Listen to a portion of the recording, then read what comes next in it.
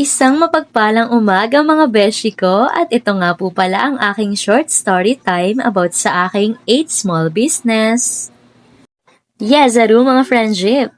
8 business na po ang meron tayo mga beshi ko at sobrang thank you Lord talaga araw-araw kasi yung pera natin sa business ay nagagamit ko hindi lang sa mga gusto kong bilhin, nagagamit ko rin ito para sa mga pangangailangan namin ng family ko.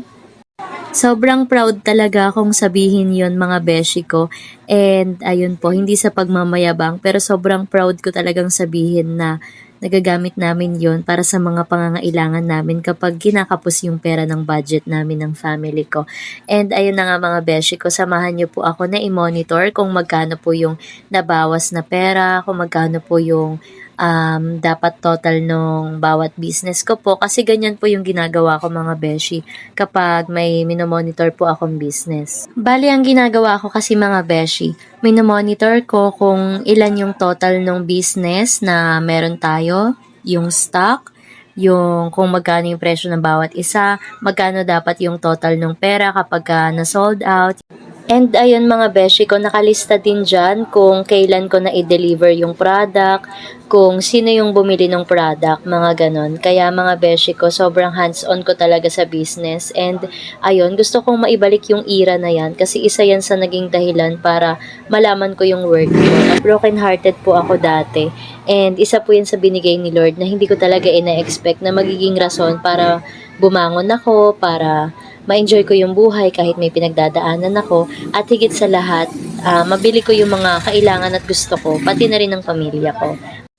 Yung unang business ko nga po mga beshi ay perfume lang po. At saka alam nyo ba mga beshi ko, nung nagpi-business pa lang po ako ng perfume, bago po ako mag-business ng perfume, nagpipray po ako kay Lord kasi parang ayoko po mag-start ng business kasi hindi ko naman din alam kung paano ko i-handle dati yung business. Tsaka mahina po talaga ako sa math. Kaya hindi ko po ina-expect na bibigyan ako ni Lord ng 8 na business.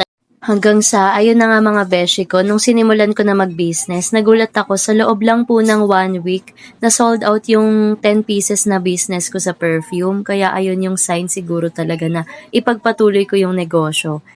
And after po nun, after ng 1 year, mga beshi ko, nagkaroon po ako ng anniversary sa perfume. Tapos, ayun po, nalugi po yung business ko noon and hanggang sa, ayun na nga po, nagkaroon ng mga problems, ganyan. Hanggang sa, binigyan po ako ng sign ni Lord na simulan ulit yung business, kahit natatakot ako. Tapos, ayun na nga po, mga beshi, habang umu-order po ako, kasi mahilig ako sa mga parcel, ganyan. So, bawat in-order kong product, sinasabi sa akin ni Lord na, umorder ka ng marami niyan, tapos ibenta mo. Nung una, parang sabi ko, parang baka masayang lang, ganyan. Pero nung sinubukan ko mga beshi, nagulat talaga ako kasi palagi talagang nasusold out yung negosyo ko. Thank you Lord talaga.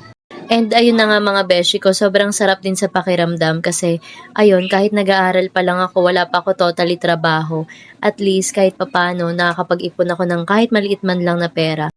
At dati nga mga beshi ko, kahit naging irregular student ako, naging motivation ko rin to para mag-aral pa rin ng mabuti. So, sobrang sarap sa pakiramdam kasi may free time ako para sa business ko, especially sa pagde-deliver.